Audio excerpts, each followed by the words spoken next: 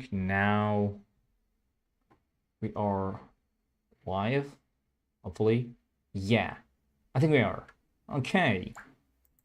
Hi everyone, once again. Sorry for that abrupt end to our live stream. I am not sure why I got signed out of everything pretty much. Don't know why that happened. If you're here, I still cannot see you, by the way. 0 concurrent viewers. I can't see any comments or anything else. Anyway, hi guys, we are here with another live stream, another Friday live stream. You know what? I'm just going to wait. Yep, I can see 1 concurrent viewer. I guess that means we are live. All right. Hi, everyone. It's Global Scholarships. We are here with another Regal live stream. Sorry for that. I think there was a problem with my account. I'm not sure what happened. Hi there, Roy. Great to see you back here. So we are Global Scholarships. We're a platform that spreads information about scholarships, about studying abroad, and that general concept.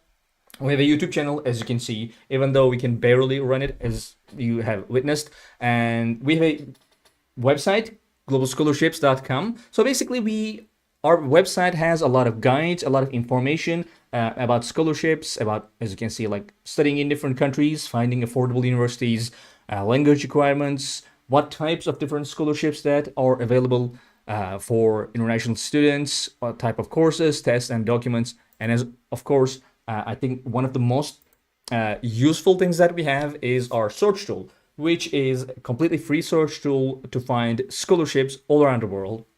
So we have a huge database, about like 5,000 scholarships. We like search all around international education opportunities around the world. Hi there, Kip's notes, I believe. Can I get bachelor's scholarship without IELTS? And we have a couple of questions right at the beginning. As best channel, thank you very much, Airproy.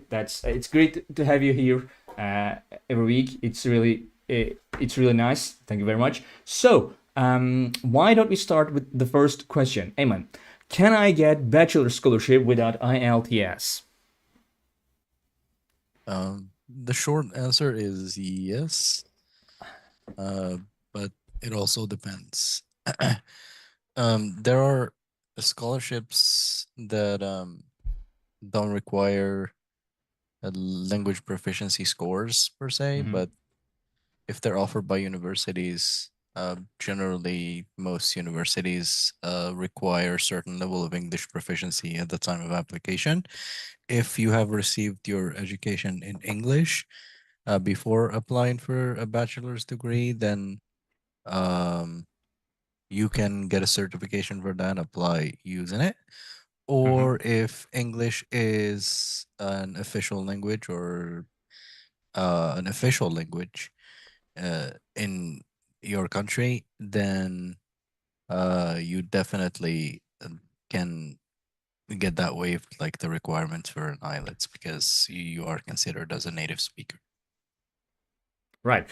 Also, obviously, I can assume you mean for like a program in English, because if you're not studying in a program that is in English, obviously you would need, let's say, you want to study in German, study in Japan, Korea, in those languages. Obviously, then you wouldn't also need that too. Anyway, so guys, let me show you how to use our search tool, which is to find scholarships. In fact, we're going to see one of the best universities in South Korea today, and we're going to see like every single scholarship that that university has to offer, which is Sungkyunkwan University. But before that, let me show you how our search tool works. So let's say you have a country in mind. Let's say you have a program in mind. Let's say you have a university in mind. You can just go to globalscholarships.com here. As you can see, it's free. You don't need like an account or something. You can just type in, let's say you want to study in Germany, right? And when you type in, you can click here under country, Germany, or you can just like, if you don't have anything in mind, any country or anything in mind, you can just hit enter to see all the scholarships that we have in our database. This is still showing Germany, right? Yeah, I think so. Let's try that again. Hmm. Okay. So you know what? Let's go to globalscholarships.com. So our like search tool and our website is changing all the time. So sometimes there are little kinks, but it's working. Yeah, so we have about 4,500 scholarships. These are the scholarships that are given by these universities to new coming students. Okay, there are other scholarships that are given by institutions, given by governments. You can see those here, for example, under scholarship section, popular government scholarships, blah, blah, blah. Also, there are scholarships that are given by the universities to enrolled students, like students in their second years, third years, something like that. We're going to see a couple of those today as well, even though they're not in our database. So these are only the ones that are given by the universities to new coming students. Okay, we have a question. I have completed my high school in pre-medical and now I want to apply for a bachelor degree in computer science in Europe. Am I eligible for admission in computer science? Ayman, this is a very specific question. Um, so it all depends on your grades. But I'm not sure what a high school in pre-medical means. Um, so do you have a high school diploma plus pre-medical, or does your high school itself offer a pre-medical degree? Also, like Is the right, sorry, sorry? go Yeah. ahead. No, no, no. Go ahead. Go. Like also, it would be, I think it would be helpful if you tell us like uh, by the end of that school, have you completed like 12 years of education? I think that's important too for a lot of universities too. Sorry, go ahead. Yeah, yeah, yeah. So you're right. That's exactly what I was gonna say. So I was gonna say if it was a 12 year degree, as in, have you had 12 years of education? Okay, just let us know, Osman, so we can help you a little better. Kip's note says in CSC or scholarships in Korea, they say one preparatory year for language with bachelor's 4 years programs. So does it mean I will complete my degree in 5 years, or language year is included in 4 year? I think it is 4 year plus the language, right? Yes, as far as I know, like the first year would be just language, and then you are enrolled into your program, be it like the Chinese government scholarship or the Global Korea scholarship or MEXT for that matter. So I think Yeah. the first year is always preparatory, and then you do your degree. But it's not always the case because it all depends on the program you're enrolled into. And I think sometimes they're done at the same time.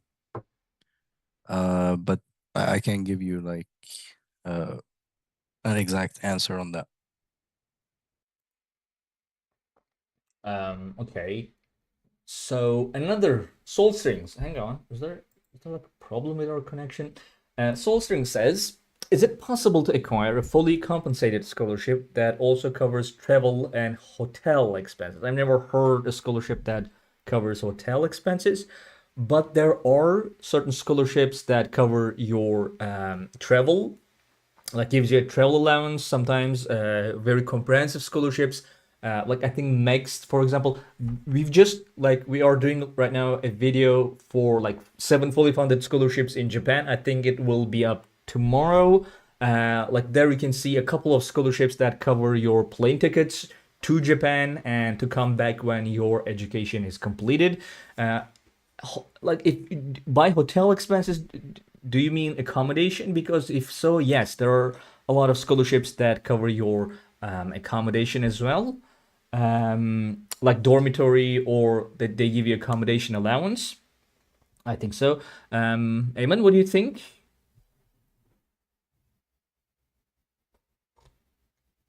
Um, Not all scholarships give you uh like cover travel Yeah. expenses. That's the big one. For accommodation, it's pretty common. I'm not sure if that's what they mean by hotel expenses. So it would be an accommodation, not in a hotel, but it would Right. be like a shared uh, accommodation with other students. Um, but as far as travel, visa, most of the time, those are on the students. Those are covered by the big scholarships that Mhm. are offered by governments, but they're not offered by scholarships or covered by scholarships offered by universities.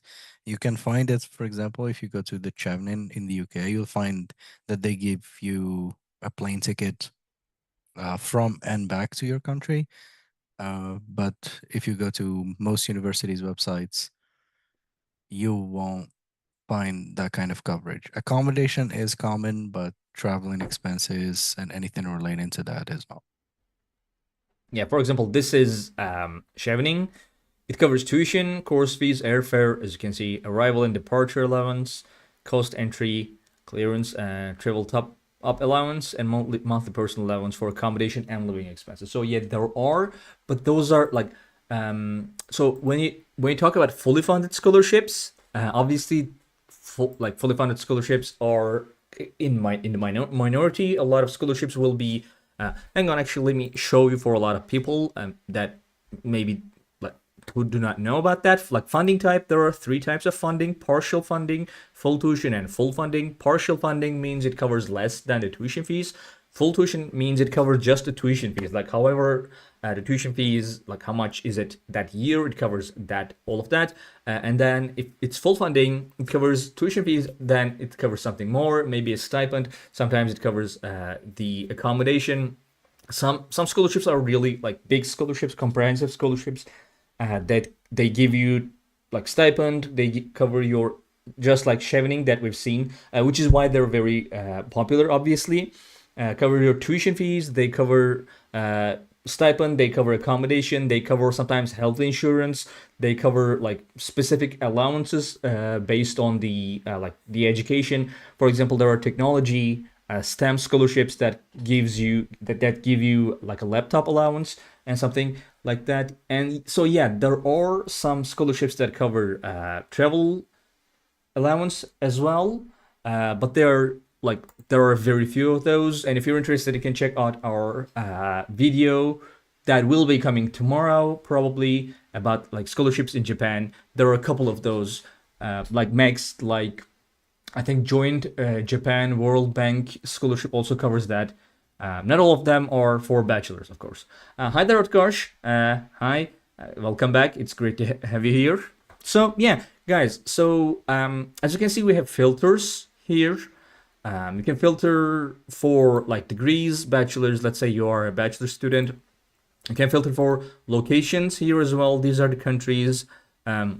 Whatever country you're interested in, you can cover for funding type. Obviously, partial funding and full tuition scholarships are like there are way more of those compared to full funding scholarships. And scholarship types, university, government.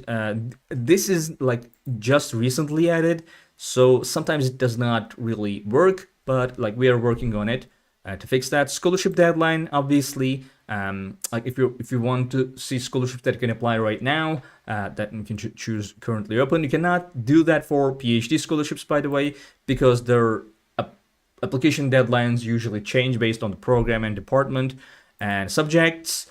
And subjects and nationalities, usually they do not matter for most scholarships. Like a lot of scholarships do not care about the subject or the nationality. Like if you are like if you want to study a subject that is offered by the university, usually you can apply to their scholarships and nationalities as well. But there are some scholarships that are specifically for like one subject or one nationality or a couple of nationalities.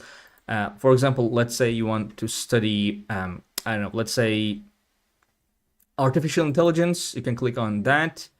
And first, it will show you the scholarships that mention specifically artificial intelligence. And after that, like all subject scholarships, obviously that means if the university offers that program. So Utkarsh has a question. Is it important to give EJU to get JASSO scholarship? I think that yeah, that's a very specific question. Eamon, what do you think? I believe so, yes. I think it is a requirement.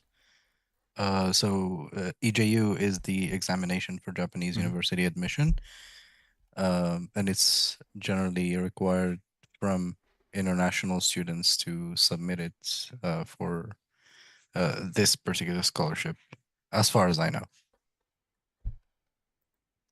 Okay, thanks a lot. Rupro asked something, but then took it back. If you're gonna revise it, we're waiting here. So yeah, like what do I do when if I see a scholarship that I'm interested in? You can just click on them and go to the page of the scholarship that we have, which will give you a lot of information from the level of study, host institution, scholarship type, eligible subject, blah blah blah. Deadlines are here. So then what it covers. For example, this one is a full funding scholarship, so it covers tuition fees, it covers visa costs, health and liability insurance, pre-academic training costs, and then a stipend based on like your program. And then we have eligibility criteria here. We have application procedure. We have scholarship deadlines. Usually, we've made a lot of videos about a lot of scholarships, like demonstrating how they work, what they are, blah blah blah. So usually we have a video on our pages right now. You can click on them to see that. By the way, we have comment section on the bottom of our every page that we have. I highly advise you to utilize that because every single question that are left here, or like they're answered by Yan Li, who is the founder of Global Scholarships, and I mean every single question. I've never seen a single question that went unanswered. So other than that, if you want to get even more information, you can just click on official scholarship page to go and see the scholarship directly from the university, like this one, for example. And then you can like use that page, maybe contact the university, blah blah blah. So yeah, that's how our website, our search tool basically works. I love it in terms that like I use it all the time. Basically, you go from the point you have no idea what to do, what scholarships there are, to the point where you know the scholarship, you know what it covers, you know the requirements, you know like how to apply to it, to the point where you can like go to their page and maybe contact the university. So really takes you from zero to the end point. So yeah. Swerditz asked best scholarships for medical students. I think we probably have a video about that, but I'm not sure. Might be about medical schools. So yeah, you can use our search tool. Now here's the thing: if you're looking scholarships that are specifically for medical school, for medical students, you can just choose medicine here, right?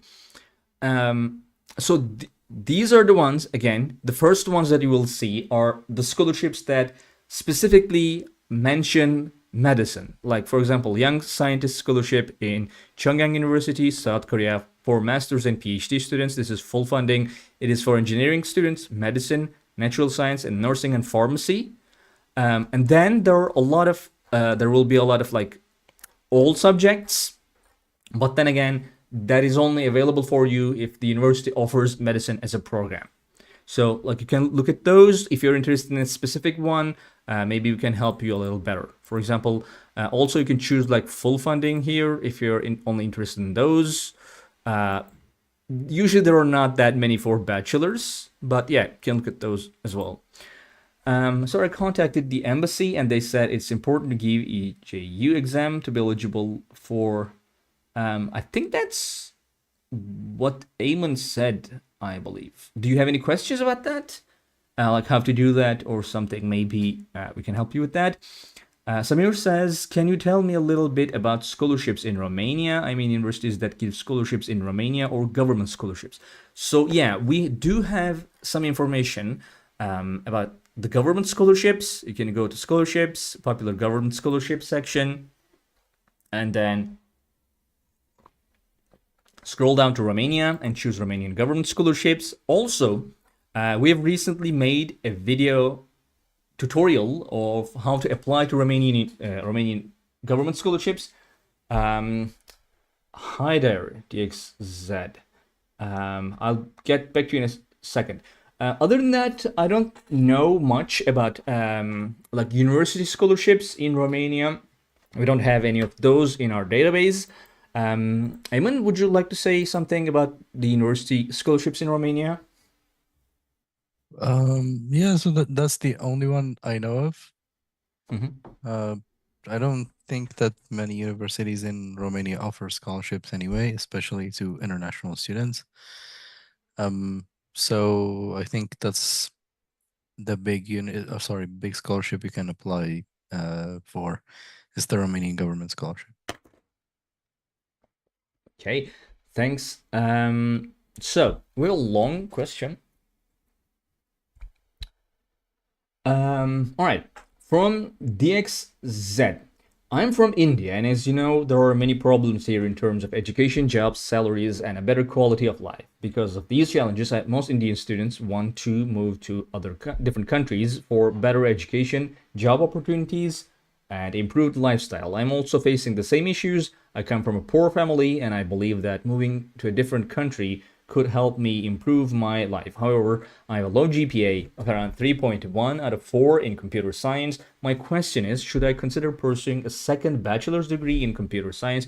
I'm considering this option because I'm not receiving positive responses from people due to my low GPA when applying for master's programs. So, what? Okay, I have just one question, and then I'll just like give the microphone to Eamon. Why do you not consider doing a master's degree first in your country to increase your GPA, and then apply like foreign scholarships for a PhD program? Like, is that something you did not consider, or is that something you considered and then decided not to? I'm just curious about that. Eamon, what do you think about this?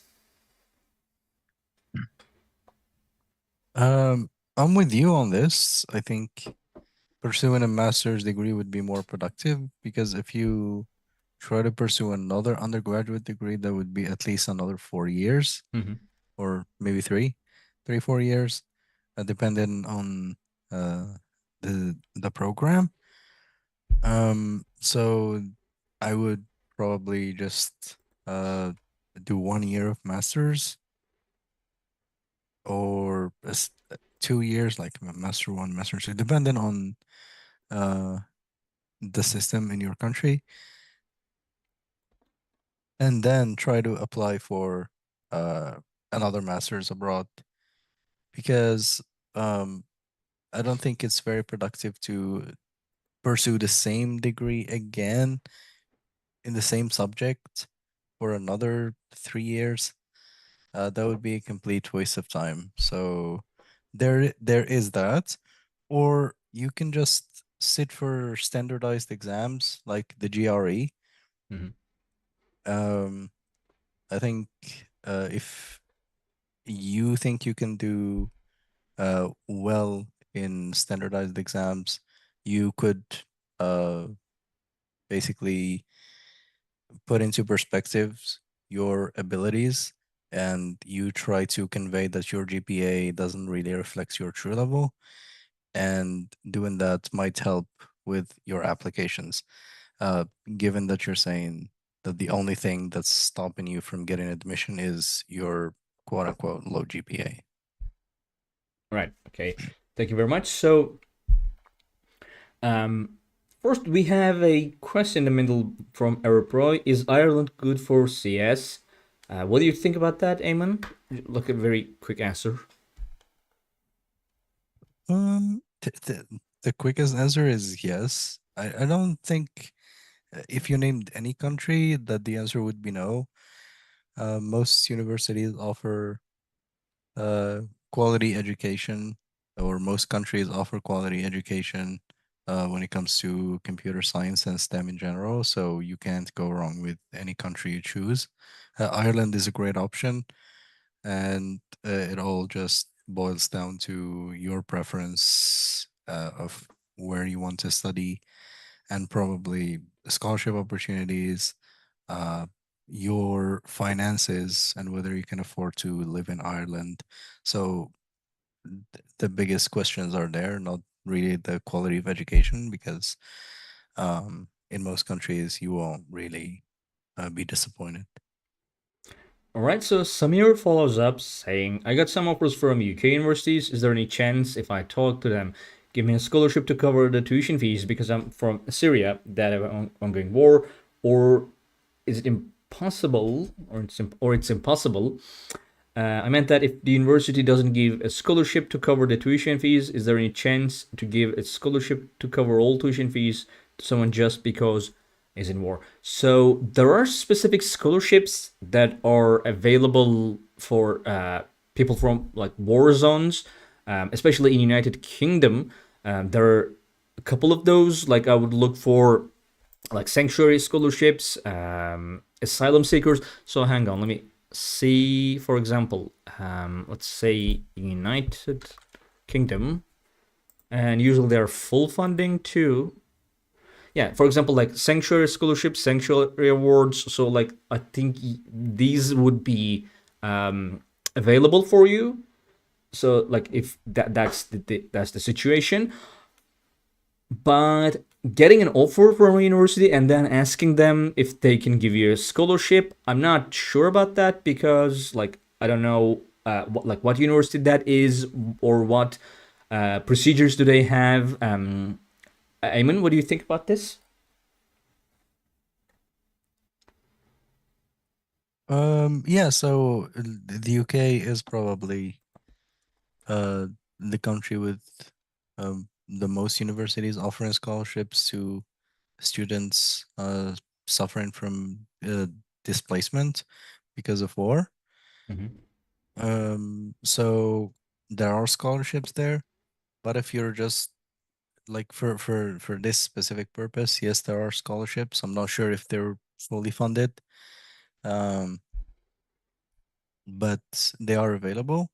Otherwise, in the UK, scholarships are really scarce, and as we talked about this last week, most of them just drop tuition fees to domestic student tuition fees. So Mm-hmm. in the UK, domestic students pay around £9,000, and international students on average pay £14,000. And most universities just give you a scholarship of 5,000 to £6,000 going into your tuition fees to drop it down to that level of 9,000, £10,000. Um, so your best bet is to apply for scholarships that are for displaced students, for students seeking asylum, for students seeking sanctuary, uh, rather than uh, regular scholarships offered by universities. Okay, thank you. So Dixet says, "Hey, I think it's a good idea to do a master's degree from India." And hi there, Kuriku. Great to see you here. And after that, apply for second master's abroad or PhD. You can apply for PhD. There are more that there are a lot of scholarships for PhD abroad, especially if you want to study. I think it was computer science. Hang on. Yeah, computer science. So I'm not sure why you are so insistent on doing the same degree abroad after doing it in your own country. But I guess doing like directly going for PhD would make more sense, I believe. Okay, today we have a long question. So Utkarsh asks, can GESO be combined with other scholarships like MEXT or university-specific grants, or do they require exclusive acceptance? If a student secures partial funding from GESO, what are the best strategies to acquire additional funding from external sources? How do Japanese universities, particularly research focused institutions like Nagoya University, balance the integration of international students into their highly structured academic research environments, considering cultural, linguistic, and methodological differences in education system? Additionally, how does this integration impact long term? Okay, that's all right. What cars did you get that question from like ChatGPT? Why is it so different than other? If you did that, do not do that. Okay, like just ask your question in your own words, and we'll try to uh, we'll try to communicate in our own words. All right. Okay, so let's first go through the first question. Can that scholarship be combined with other scholarships like mixed or university-specific grants, or do they require exclusive acceptance? If a student secure partial funding, what are the best strategies to acquire additional funding from external sources? I don't know the exclusivity of that specific scholarship. Eamon, do you have any idea about that? So yes, you can combine it with other grants, provided that the combined stipend by uh the other grants would not exceed 80,000 Japanese Mm. yen. So that is the only restriction. So you can combine it, but you can't just exceed 80,000 Japanese yen per month as a living allowance or a stipend. All right. So, But concerning the second question, I'll just spare you uh just going through it. I don't know. I really don't know. okay, right. So, yeah. So in short, the answers are yes and we do not know. And all right, so we don't have any new questions right now. Um, yeah. So we have our search tool that I kind of demonstrated. Also, we have some other really cool stuff here. If you scroll down, we have, first of all, scholarship stories. These are amazing. We are adding new people every, not every day, but like a lot of new people. So basically, these are stories of people who has received some very popular, very like big scholarships, and you can just go here, search down, see all stories, scroll down, see all stories, and like they have information here. Or you can, like, if you want, can filter for a degree, country, funding. Usually they are like full funding, big scholarships, for example.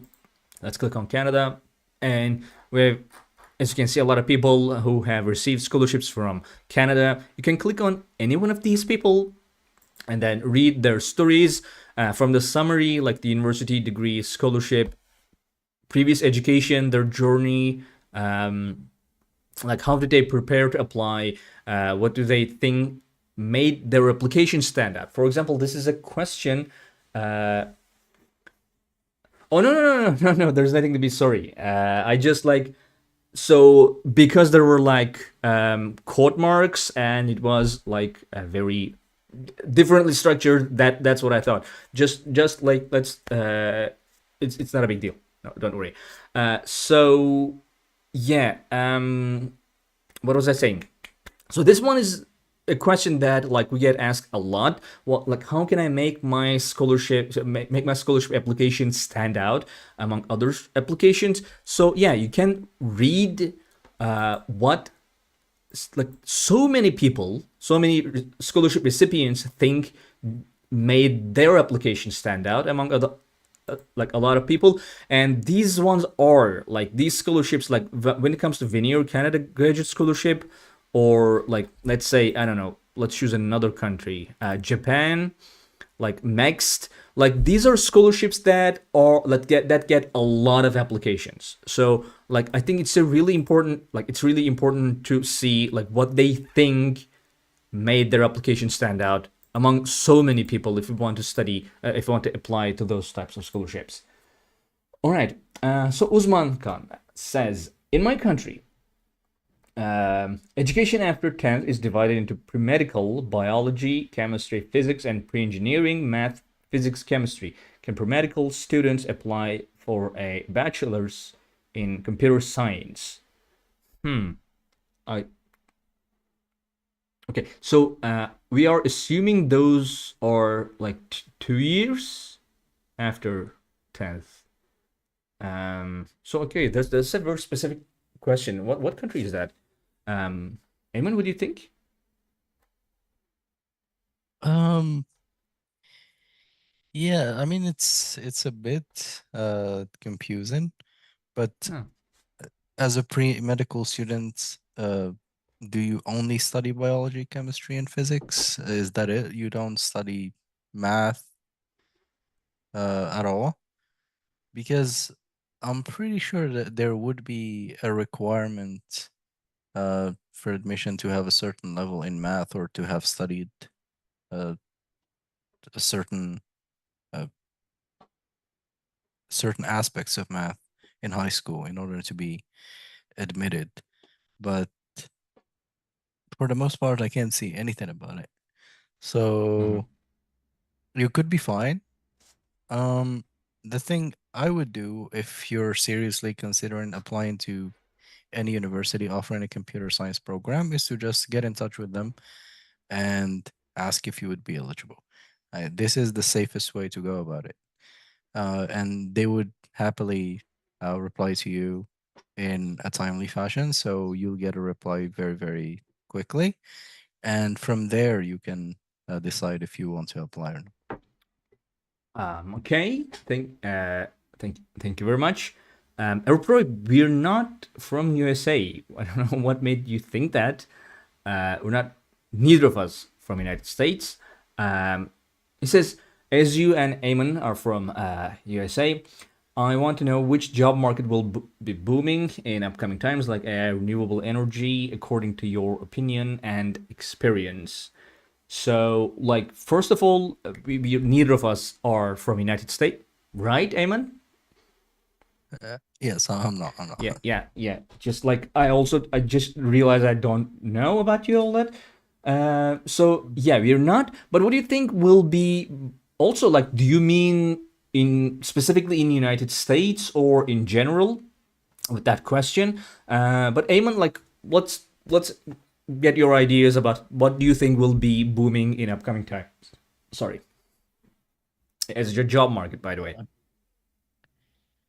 I mean, I don't see the AI shifting much, at Mm-hmm. least for the foreseeable future. Um, yes, I'm now seeing some jobs that are specifically for AI agents, which Mm-hmm. is quite interesting. So if you're an AI developer, you're probably gonna be uh in a good position uh looking forward because it's basically your AI agent is doing work for other people. So you have your own uh AI doing work, which means that one, you're replacing a person, but at the same time, I think it's the same people. So those jobs would have been for uh people specializing in computer science somehow. But it could also be just people doing data entry. So these jobs that are mainly data entry would be uh, not as present as they are these days. Um, yeah, so the AI market will keep booming. Renewable energy is something that will keep uh, booming as well because I think every country now is looking for alternative ways of uh, generating energy. I think people keep also going for business degrees um, because most universities or most admissions I see are for business degrees, and I think people see a lot of future in that. Mm-hmm. Um, Other than that, not quite sure to what other areas would actually see a significant growth in the near future. I would say that areas combining humanities and science would be quite big, Mm-hmm. uh, at least in the near future, um, because people have always had interest in humanities, and since the world now revolves around STEM, I think the need for having a balance between the two, of having degrees that combine the two, is great because encapsulates people's interests, but at the same time, it doesn't take away from their job perspectives in the future. Because if you only pursue humanities, your chances of getting a lucrative job are not great. And Mhm. if you pursue STEM, you have greater chances of doing that. But if you find a balance between the two, degrees like, say, computational linguistics, where it's linguistics from humanities, computer science, that are combined into one degree, uh, that is something that people will keep pursuing probably for the foreseeable future. Right. Thanks. So also, for my like personal opinion, one thing that it really is like my subject is not AI or renewable energy. I come from a economics background, so like from what I am seeing in the discussion in economics academia, the whole thing's that like first of all we are not seeing like 40 years 50 years long careers anymore. Like that's something that belongs to past. Like starting like from now, people are like changing careers, changing what they do in like every 10 years 20 years. Technology is changing, job markets are changing completely. Like we thought AI is gonna like transform everything very fast, but now it looks like it's gonna stay here as a component of what we are already doing pretty much. So I think Eamon is quite right in saying like I think finding a balance, like not just putting all your eggs in just one basket, makes more sense. Like if you want to have like a lot of options in the future, because like there is a chance that if you go for a very specific career, that career will not be there like in 10 years, in 15 years. I think energy is something that will be very big for quite a while. I think like you can choose a topic like that and just like study on that, maybe a little bit more in a more general way. Maybe like you can, like it's always we say renewable energy is the future. Renewable energy is the future. Okay, renewable energy is the future. That was what we were saying when I was a child, and now I'm 30, and it's still not here. Like it's we do not know how far in the future it is. So like I think it is like there's a very real possibility that non-renewable energy will be the big thing as long as we live. So yeah, I think finding a balance between two subjects or two areas of study is the best way to have like good opportunities for jobs, because like even companies are now more aware that like people will be need to be educated. Like you will not get people from the job market that are perfectly qualified for the jobs that you want them to do, because those jobs did not exist 2 years ago or something like that. So yeah, I think this is our personal opinion. Okay, Utkarsh has another question. Sir, one main thing, if you have contacted any other student who got MEX scholarship from India, please add their story, because when I contacted the embassy, they said 60% is criteria, but one website embassy of Japan is India website is written 80% certain in recent years. In their website of studying in Japan, which has PDF full of the scholarship privately fund local scholarship next year, sir, but it don't classify them.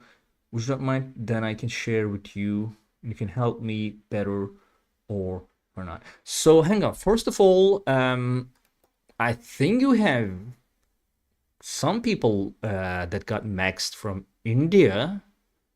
I might be remembering it wrong. Let me see that. Okay, so let's choose Japan here. So, okay. Max scholarship. An Indian national wins the Max scholarship to pursue her PhD in physics at Akita. So, for example, you can look at this. I think you're looking for bachelor's, was it? yeah, you're looking for bachelor's, but you can look into these. In terms of, um, I think it's. I also remember it as 80%. Um, Contact the embassy. Did you go to their website, like the embassy of Japanese embassy in India, because they usually have like uh, scholarship guidelines, and so like it kind of depends on the embassy too. Hang on. So Japan, another master scholarships, Indian. So this person, chemical engineering, mixed. Okay, so it's also masters. So let's see these other people. Have you checked all of these out? Masters, and this is, see, bachelor's. Indian student, mixed, fully funded, bachelor's degree in electrical engineering. So maybe you want to look at this one. So let me share the link with you. You can get more insight from this. They are not from recent years. I mean 2024, 2023, because now the guideline changes. So Utkarsh, I also remember it as being 80%. Eamon, I think you had time also time to look this up. Um, I'm pretty sure you get better information than we do. yes, it's 80%, like on the Japanese embassy in India. So they have listed it as 80% in 12th, 11th, or 10th grade Mm-hmm. to be required. So I will also send you the link if you want to share it. I'm pretty sure they go to the Sure. same page, but I sent you the link. Yeah. Let's okay. Let me just check the link. Just to show everyone. I'm not sure what happened there. With them telling you it's 60%. Maybe. Wait, what? Okay. So okay, 80%, minimum 80%. Maybe it was about something else, maybe some other scholarship, or maybe they've told you there could be a specific case that it is like then 60% is acceptable. I think like some of the universities I get more than 80% in 10, 75 in 75 in 12. Will I be eligible? So minimum marks in 12th, or I think the latest one. Is it the latest one that counts? Like 12th year? Or because it says or 11th or 10th?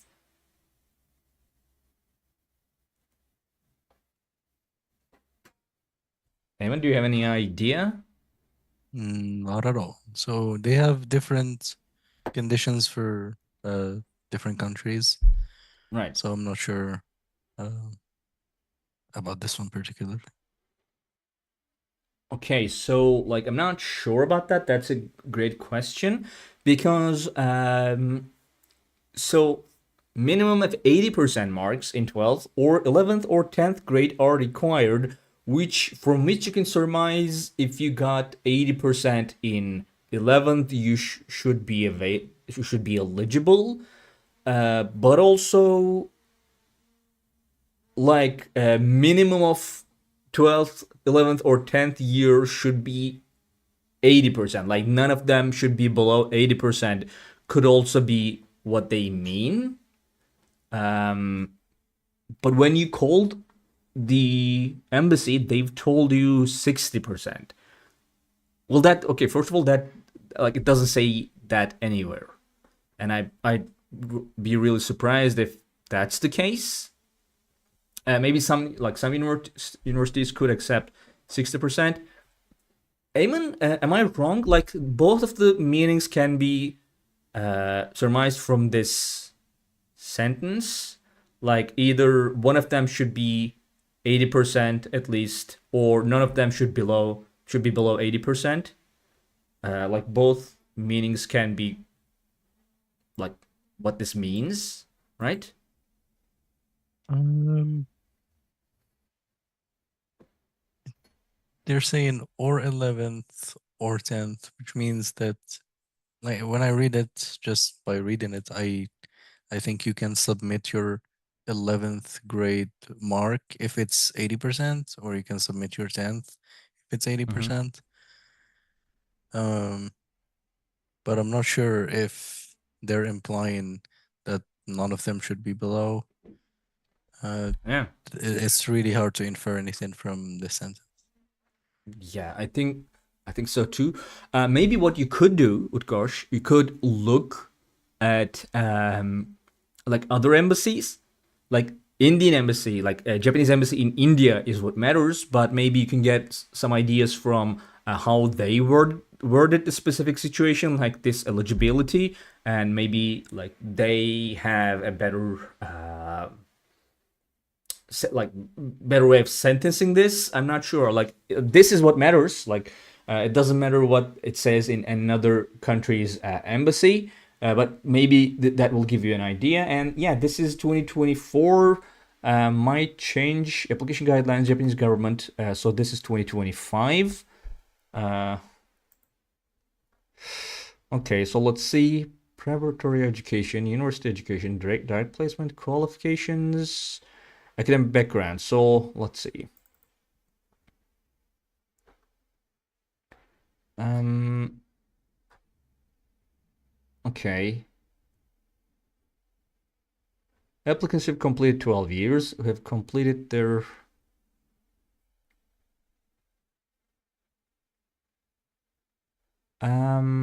I don't see. Who have successfully passed an academic qualification examination that is equivalent. Yeah, I don't think there's anything here. Maybe you can search like this. Yep, nothing about that here too. All right, but keep in mind that that does not answer your question. All right, so like if maybe another embassy says that like if one of these is above 80%, you're eligible. That does not mean it goes for you. Just like maybe you can get a better idea about like what they are about. Okay, Aeropro says, is geopolitics important for students who want to study abroad? I would think so, because like geopolitics does not only matter in terms of like what countries are like when you say geopolitics, people usually think about like wars and like peace treaties, like trade deals, etc., etc. But it also like what also matters is like what country needs, for example, uh, new coming students, like highly skilled labor. What country is like having an immigration crisis, perhaps? So yeah, all of those also are in geopolitics, and I think that's like understanding that, like having at least a basic understanding of that would really help. Eamon, what do you think?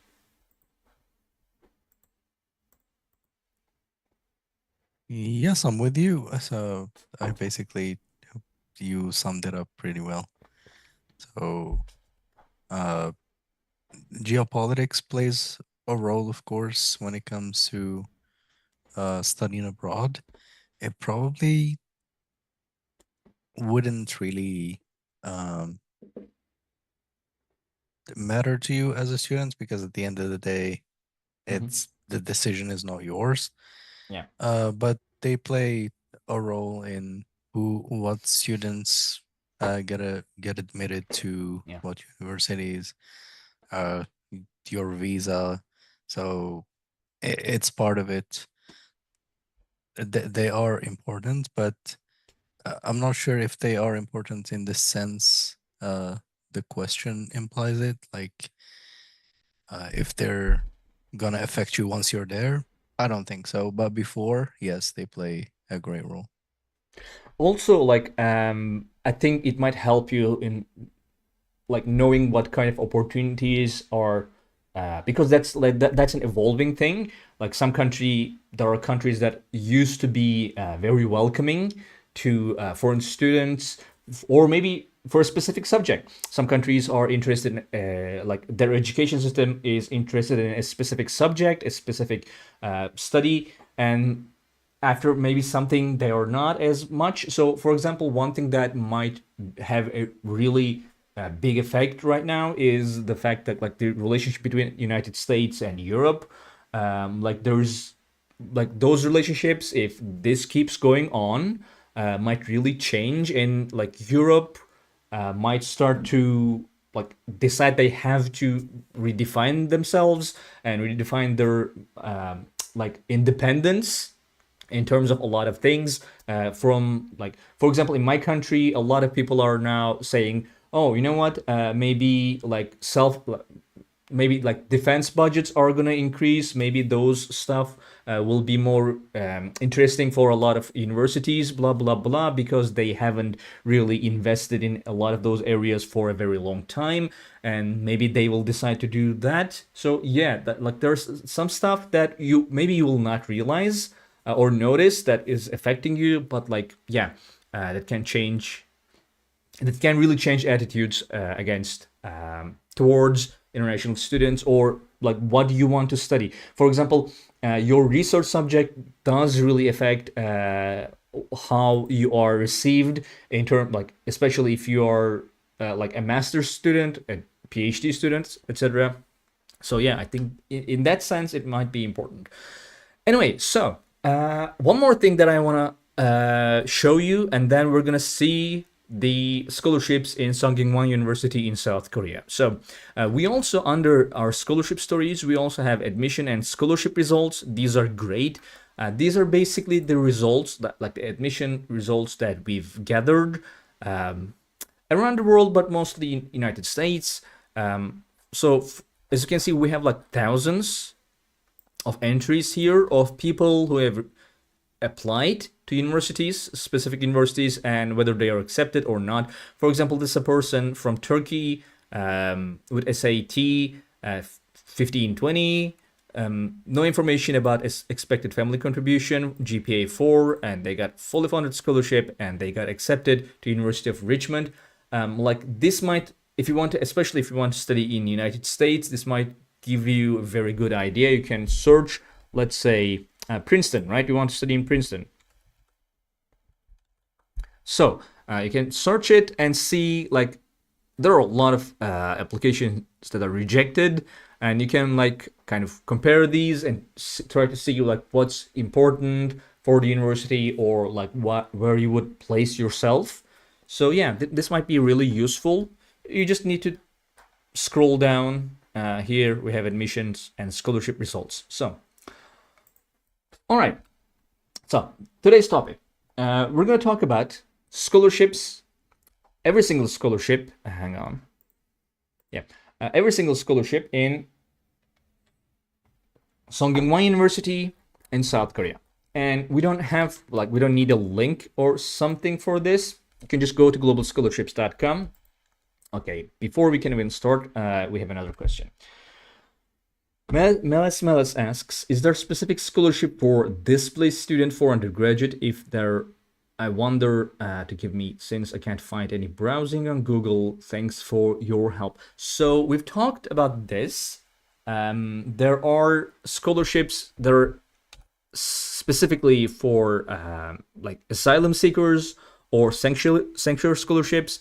We do not have a specific guide, I believe, or a filter to find those. But what you could do is you could like hit enter. A lot of those are in United Kingdom, by the way. You can choose bachelor's here, choose maybe United Kingdom, and see like they're named Sanctuary Award, asylum seeker. Yeah, so you could search these words in our database and see those. For example, let's say let's search sanctuary, right? Oh, sorry. Let's see, what do we get if we search the word sanctuary? All right, I hit enter.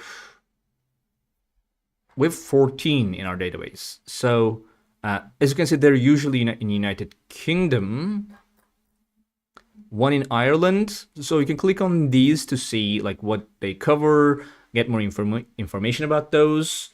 Also, you can like look at asylum seeker.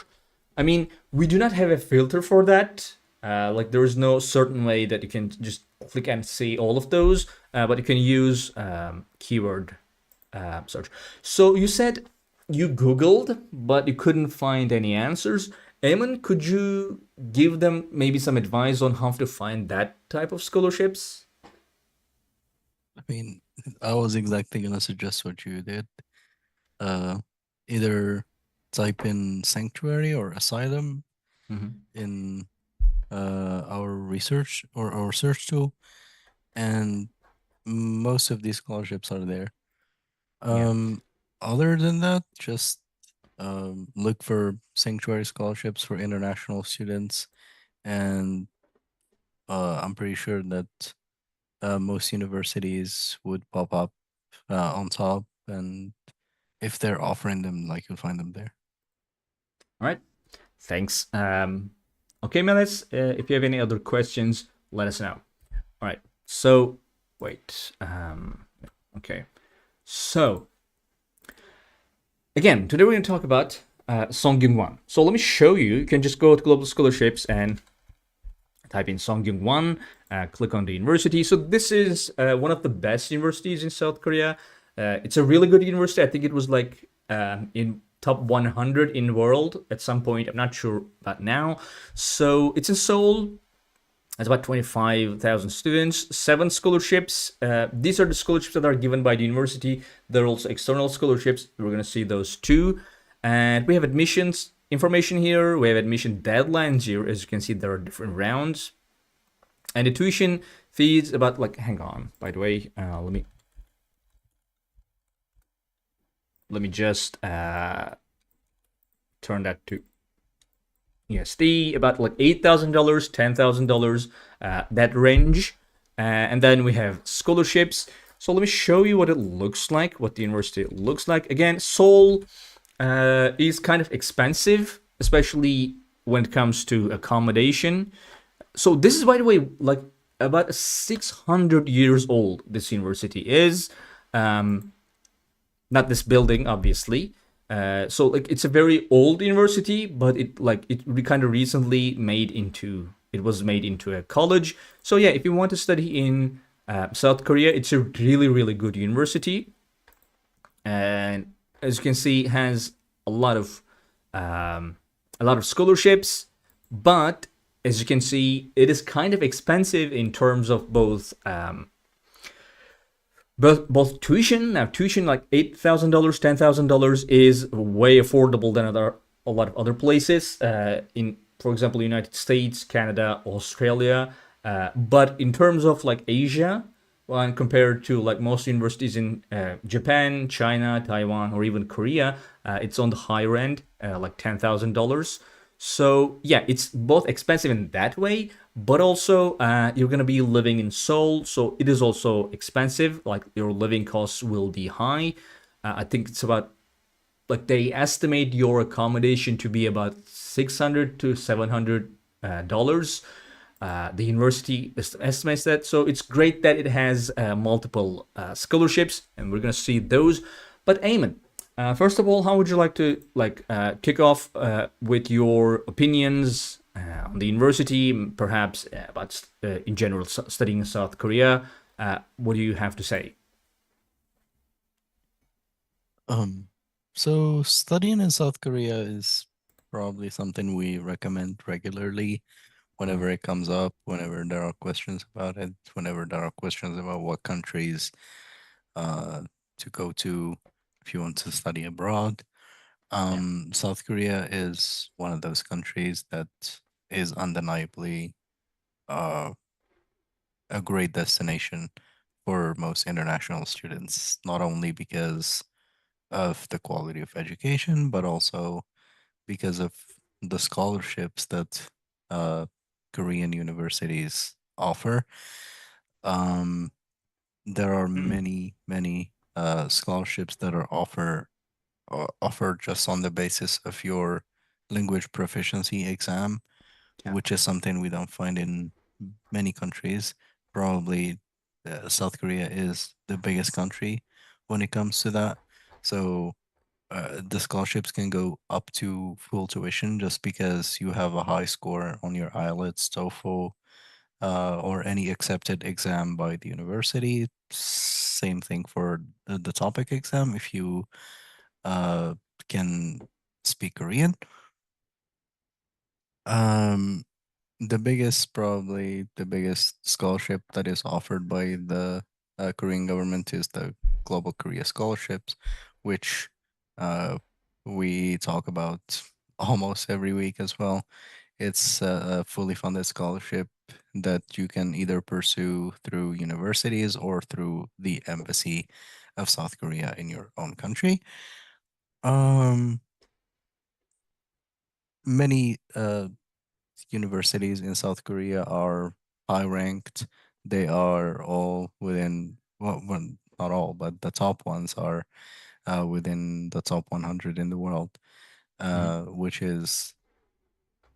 which just speaks volumes about uh, the country's investment in education. I think that uh, many of the top universities are even harder for Korean students to get into. Yeah. Um, so many universities are compared to uh, the biggest universities in the United States or the UK. So they have um, the same position as, say, the Russell Group in the UK, for example. So it is really hard to get into them, and uh, for an international student to get into those is a really big deal. Um, yeah, so it's a country that values education. It's a great country to live in, and I think regardless of the university we're going to tackle, it's always going to be a good university, good scholarships, and we're gonna see that uh, with this particular one. Okay, thanks a lot. So, yeah, again, this is the school, guys. It's a really good university. Now, in terms of scholarships, we have a couple of them for undergraduates, and then about three for graduates from this university. And then we have external scholarships. One of them is a Global Korea Scholarship, their government scholarship, which we have made a tutorial video, application tutorial, but it was for graduate students. Application tutorial for undergraduates is also upcoming, possibly in a couple of weeks. We have other ones as well. We're going to see those. But first, let's start with undergraduate scholarships.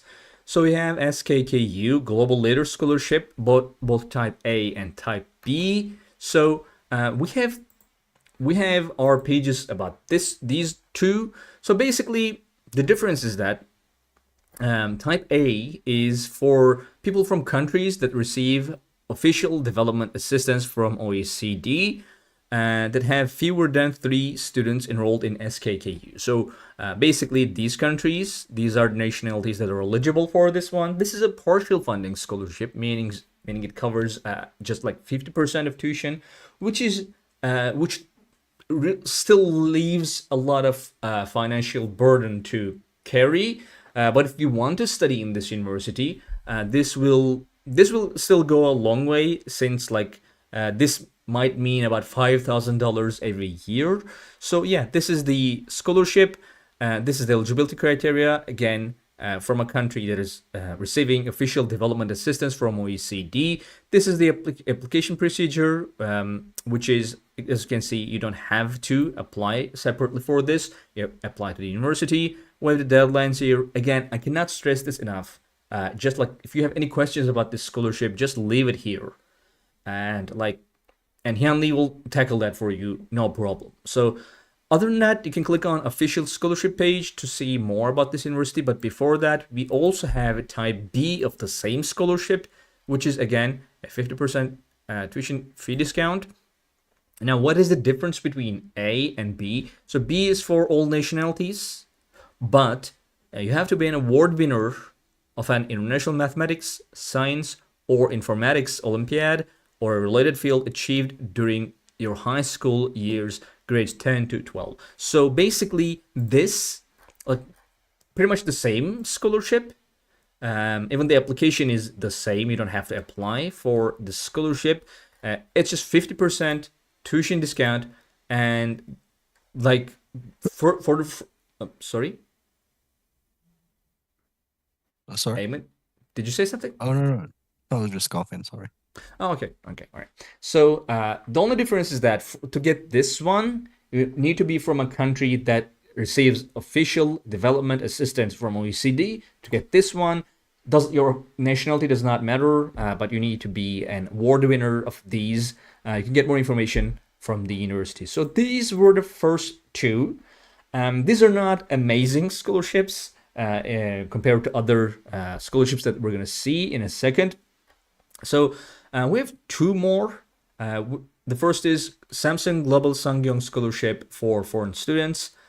So this is full tuition, but it can go up to full funding. And I mean, normally when it can go up to like tuition plus some other things, we usually categorize these as full funding. Why is this full tuition?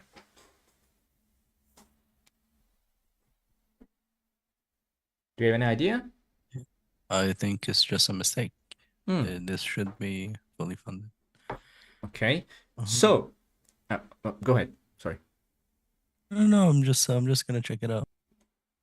All right. So, this is the most comprehensive and generous scholarship this university has. This is for bachelors. Usually, you don't see a lot of very generous full funding scholarships for bachelors. It's full tuition or full funding. We're gonna see. That remains to be seen. Eligible nationalities, all nationalities. There are no specific subjects. The deadline is passed though. So what it covers? It covers up to this. By the way, there are like lower ranges of this scholarship that covers less than this. But at top, it covers 100% of tuition and entrance fees, 570,000 South Korean wons per month, which wouldn't be enough to cover. Maybe like it would cover 50% of your living costs. Priority dormitory assignment, full coverage of dormitory fees. So your dormitory, which again would be about $600, $700, could be covered by this, and participation in an exclusive counseling program and a one-on-one monitoring program with an expert in the field you choose. So yeah, as Eamon said, they really value education. And then we have the application procedure here, and we have the deadlines here. We made a video on this. You can see that separately by just clicking here and watching that. As you can see, this is a very popular scholarship. And this is 26 questions and 26 answers, by the way. As I said, every single question is answered. I don't know how he does it, but somehow he finds time and like get all the questions. Okay, so you can click here to go and see the scholarship from the university. We're gonna see that. All right, so there are a couple of scholarships here. So again, this one was what Eamon talked about. Thank you very much, Karuku, for being here and watching us. Thanks a lot. Like there are scholarships in Korea that like there's a test called TOPIK, Test of Proficiency in Korean, and basically in a lot of universities you get like an automatic scholarship, like tuition discount based on your level of that test. So this is that one. Admission scholarships, we're gonna see this. We have one merit-based scholarship, but this is not for newcomers. This is from 2nd to 8th semester. And this is the one we were talking about, Samsung Global Songyun Scholarship for foreign students. So we have A and B benefits. So nomination is pretty much the same. Will be held among remarkable freshmen. Interview may be held if needed. Nomination result will be notified individually. So basically, you do not apply for this scholarship separately. You go to the university, you start your education, and then they kind of consider you. Okay, this student is great, so let's give them this scholarship. So as you can see, for A and B, it is kind of the same eligibility criteria. But if you get the A1, okay, so if you get the B1, full dues for 4 academic years, so your tuitions are paid. But if you get A1, full dues for 4 academic years, and then living expenses, priority, blah, blah, blah, extensive. So even if you do not get the full scholarship, there is also a full tuition section of this scholarship. I think that might be why there was a mistake in categorizing this as full tuition, because it is either full tuition or full funding. So yeah, if you do not get this and get this, still it covers your tuition fees. So it's a great scholarship.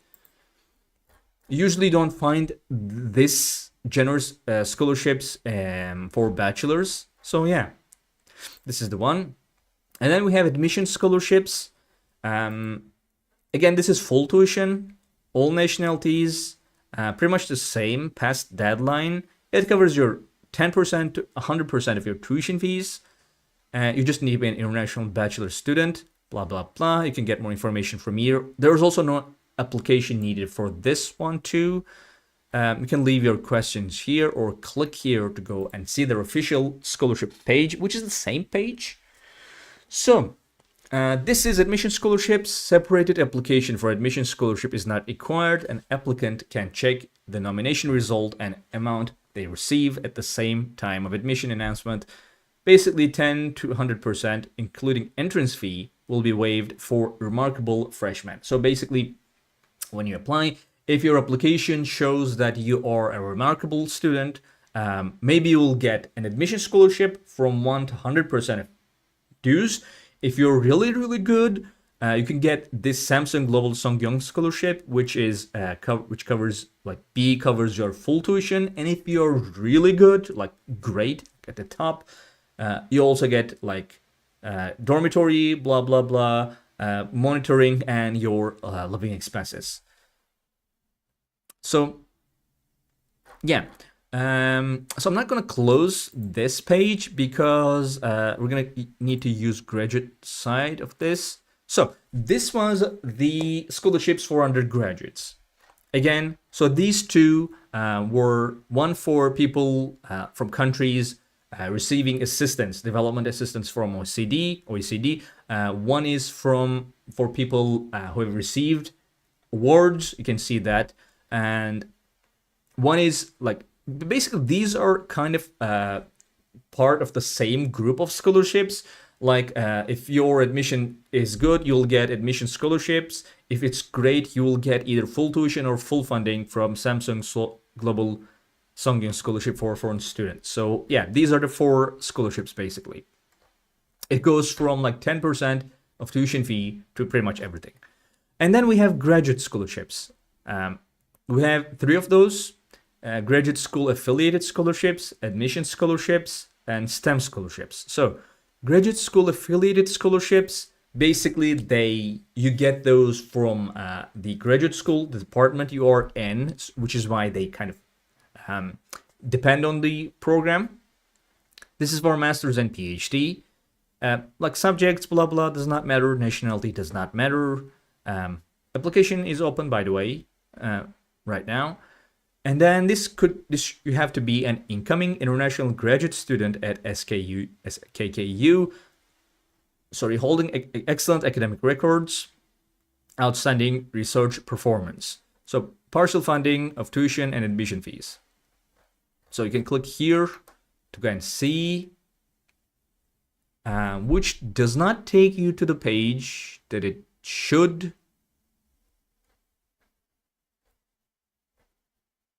Or does it? Hang on. Right. So basically, you can see that here too. So this is graduate school affiliated scholarships. It's just partial amount of the tuition fee. Select international students who graduated from SKKU with outstanding. Hang on.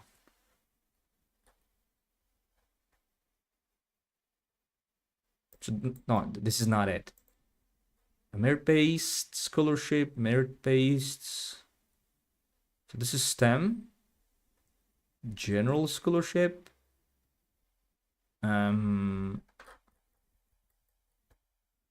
So I think this should be it. Graduate school affiliated scholarships, but it says international students who have graduated from SKKU. Eamon, am I reading this wrong? Is there a mistake here?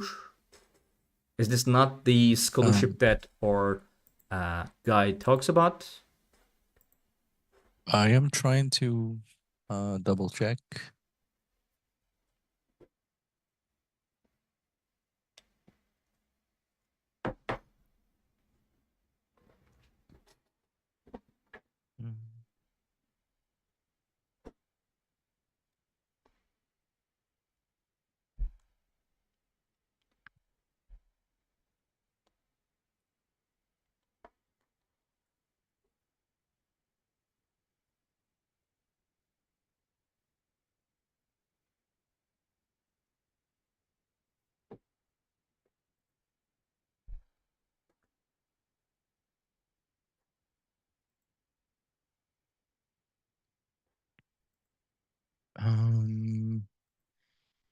Yeah, I'm not sure if they changed the page on their end, because I don't think this has been updated in a little bit.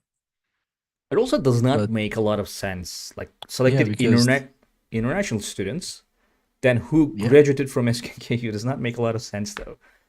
yeah. So it's not income on the international students. It's just students who already studied at the university. That's odd. Okay, so this remains to be seen. Like, if we get more information, we'll fix the guide. But for now, this is one of the scholarships they offer to international students, which, yeah, maybe it has an insanely specific eligibility criterion, which is like having graduated from SKKU. I'm not sure about that. So yeah, it covers. Go ahead. No, I think this one shouldn't have been there in the first place. Because well, the name is just a giveaway. It says that they already affiliated with the graduate school, which means that they have pursued their undergraduate at the university, which is not the kind of scholarships we pursue. So I'm just going to delete it. All right, okay. All right, guys. So this one is getting the knife, basically. So this one was that. And then we have admission scholarship, which also we can see here. Pretty much the same. 170, 50, 25, or 10% of admission fee and tuition for the first semester. International students accepted to humanities, social sciences, or art departments and selected based on the admissions evaluation result. So yeah, this is not for STEM, but also we have a STEM scholarship, which we're going to see in a second. But let's first put the page. Yeah, this is basically the information. Because I'm showing this to you because sometimes like global scholarships get some of the information not just from the university scholarship page, but like there are other pages as well, which also always helps. Like if you're looking for an information from a university in Asia, let's say, or from any country that speaks like any other language, you can just go and look at their pages in English. They usually have those, but it also really helps to see the page in its native language using like translation, like Google Translate or something like that, because that information is usually better, like updated more recently. So yeah, and sometimes like global scholarships also does that. So we can get more information here than you can get from the university in English.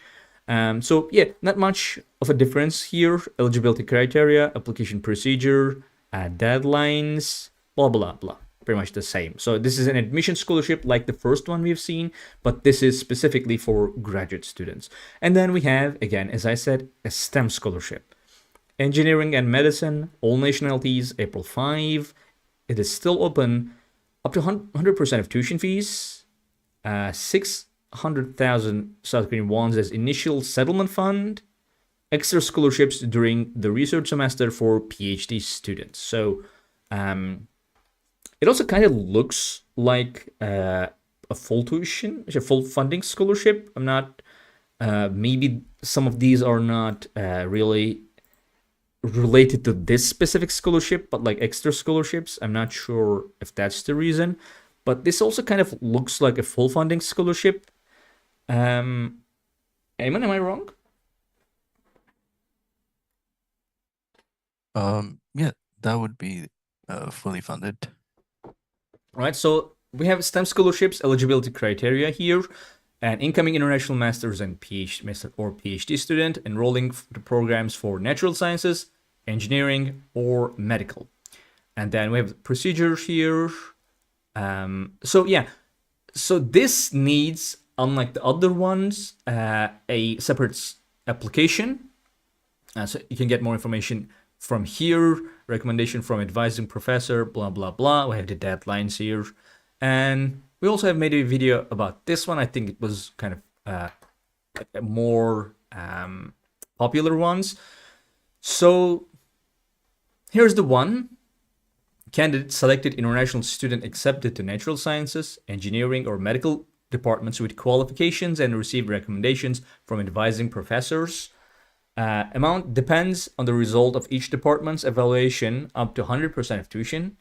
PhD student can be awarded with extra scholarship for the research enrollment, which is why, like, we kind of advise you to, like, if you have done your bachelor's, like, instead of redoing your bachelor's, doing like maybe your master's or PhD abroad, because, like, first of all, doing research is always more, how would you say, like, when you're doing a specific research, it is usually easier to find a scholarship or any like financial aid than being just a bachelor student, because, like, if you're depending on your research subject, there can be like projects, like science projects that are looking for researchers to fund. For example, I during my PhD, like during my PhD education period, like lecture period, I also got like not scholarships, but I was helping on a government science project, like on history, and I was getting funds, like I was getting paid, and now I'm also doing like a PhD.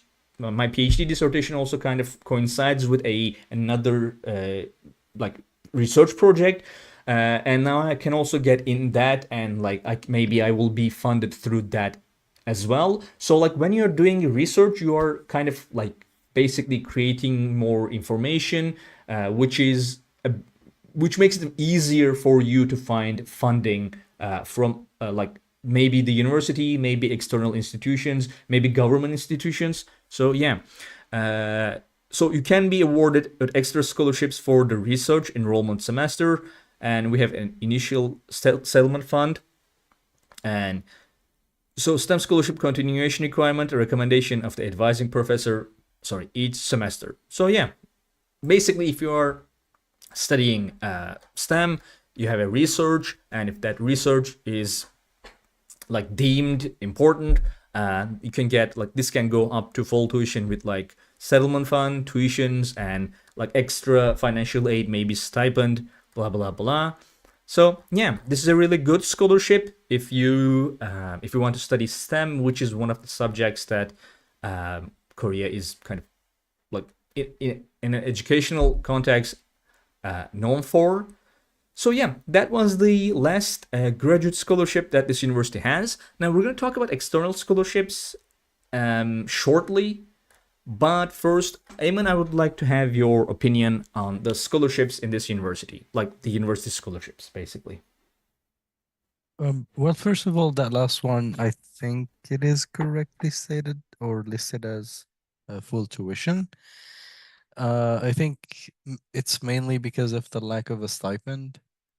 Since there's no stipend or accommodation, then It's just gonna be full tuition. The settlement fund is like $400 for probably just a one time.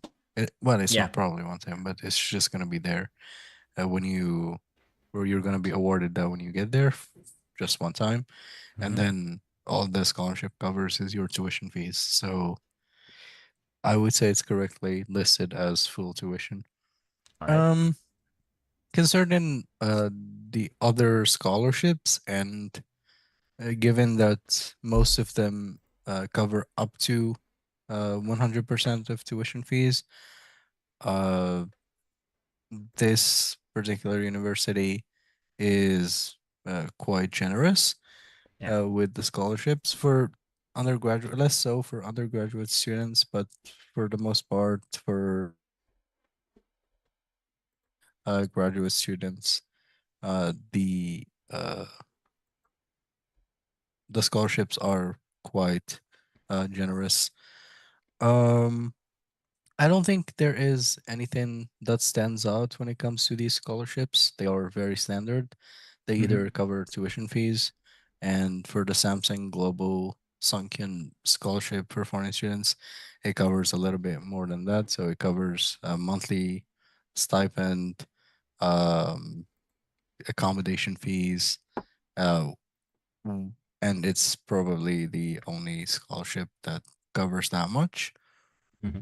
Um, yeah, but for the most part, I think it's a university that is worth applying to, worth considering when you or if you want to study in South Korea.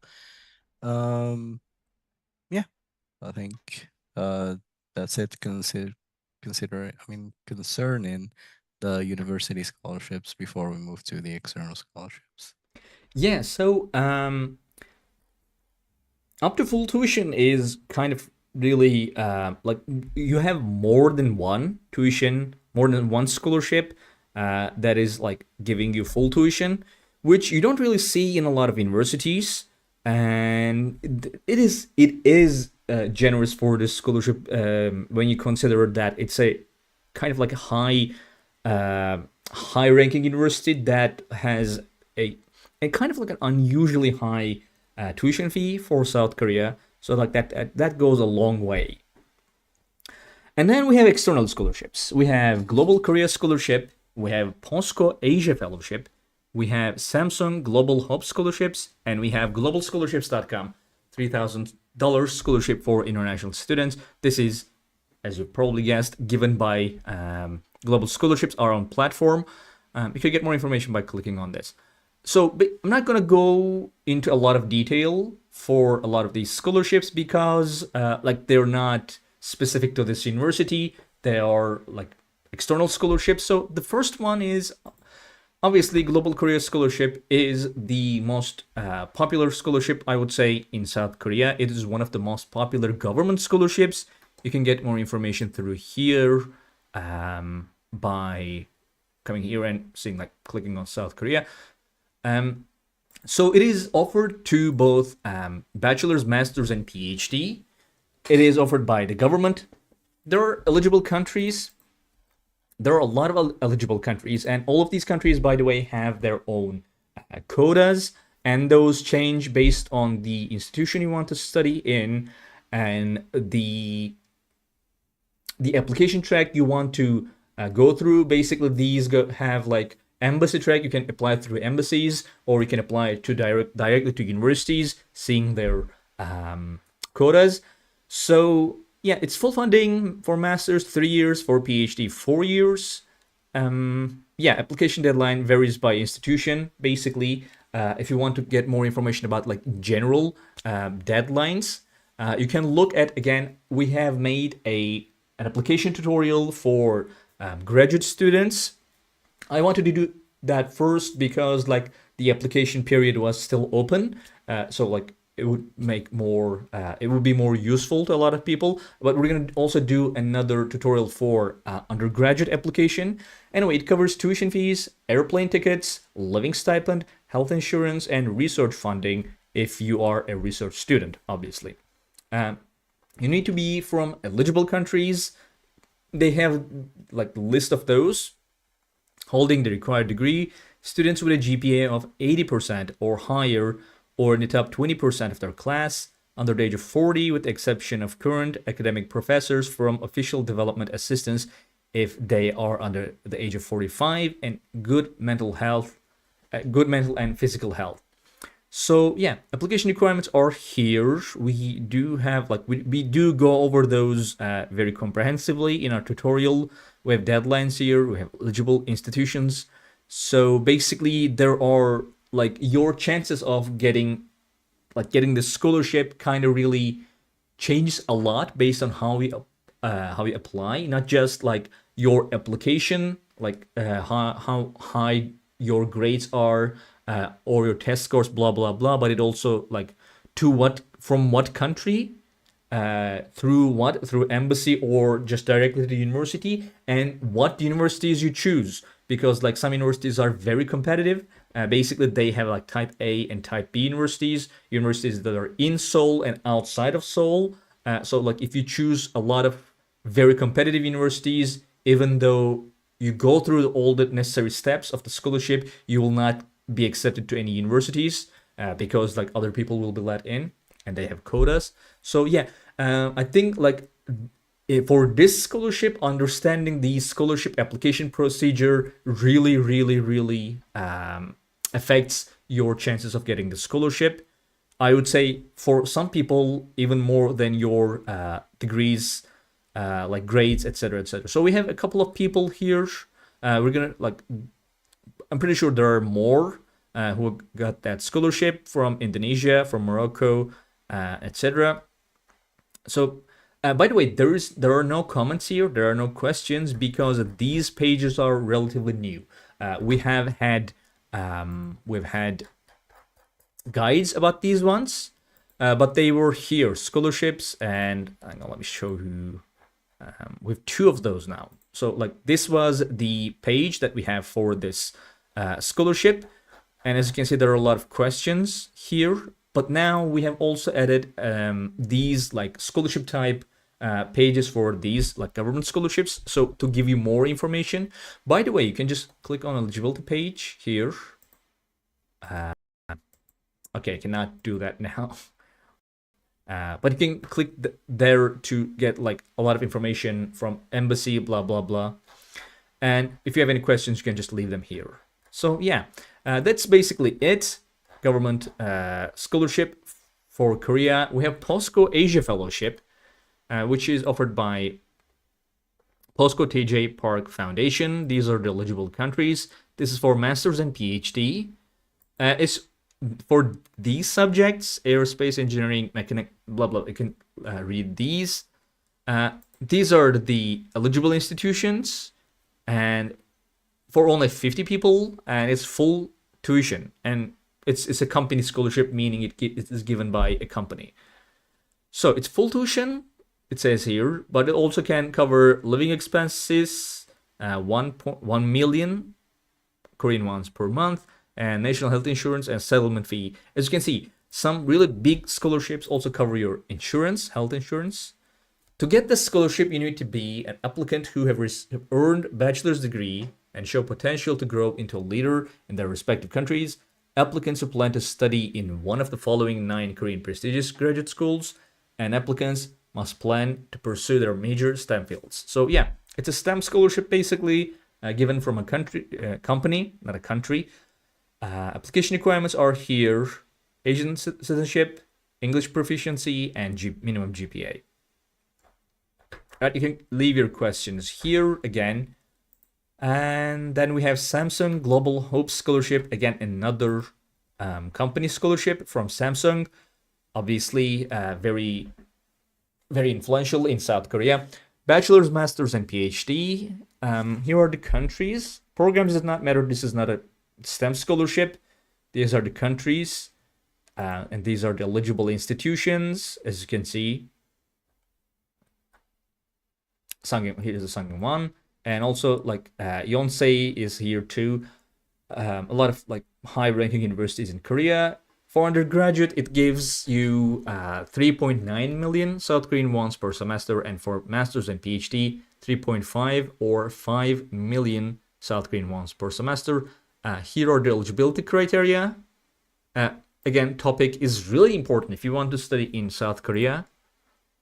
And we have application procedure, blah, blah, blah. You can get more information. I'm not going to go into it in more detail. And this is our, again, our platform scholarship, globalscholarships.com scholarship. Get more information here. So, Eamon, do you want to say anything about external scholarships in this university before we end the live stream? Yeah, so just one thing to point out is that these external scholarships are not exclusive to this university, and I think that goes without saying, but it's an important disclaimer. The fact that they're under this university only means that the university is eligible. So if you want to pursue any of these external scholarships, this university is an option to study at, but they're not only exclusively offered there. You'll find the list of universities that are eligible on the scholarships page. Of course, these scholarships are very generous scholarships, very competitive. And as you explained about the Global Korea Scholarship, is that you can pursue it through embassy or university, and there are quotas. So you can see your country's quota on the official website of the Global Korea Scholarship. Sometimes the quotas are very, very low, like 2-3 students per year. And sometimes for some countries, the number is higher than that. Not much higher, but you would have more chances if you are from a certain country. And I think that just goes back to the geopolitics that we talked about a little bit before. Yeah, so I think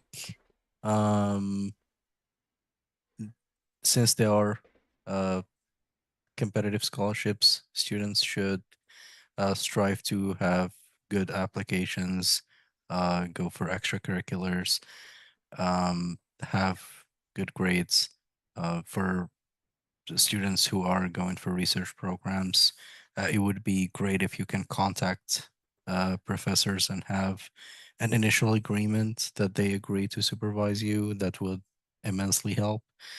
And for more information on these big scholarships, I always advise the people who watch these live streams to go to our recipients pages because they have gone through the application process, they have been through it all, and most of them even welcome other students contacting them, and they leave their contact information there. So you can go there, and if you're serious about applying, you can contact them. They'll walk you through the application process, especially the interview. Those questions are not publicly available, so you can ask these students that have been through the interview portion of many scholarships to tell you how that goes, what kind of questions you could expect. And I think this is a great resource that you won't find anywhere else except on our website. So please just use it, and it would be a great tool, a great resource for you to secure a scholarship. Yeah. Okay, guys, you can see those again in our front homepage. Just scrolling down until you see scholarship stories. You can click on all stories and then, filter for South Korea or any other country that you might be interested in. All right, so, okay. Everyone, thank you very much for joining in. If you're watching this on VOD after the scholarship, thank you very much for watching. And we are here every Friday, Eamon and I, to answer your questions and go over, again, as you can see, different scholarship opportunities that you might pursue. So, visit our website. It's a really good website and useful. There are a lot of tools, blah, blah, blah. And other than that, Thank you very much. Thank you very much, Ayman, for joining me here today. Yeah, of course. Thank you so much for having me. Right. And thank you everyone for joining in, and we'll see you next week.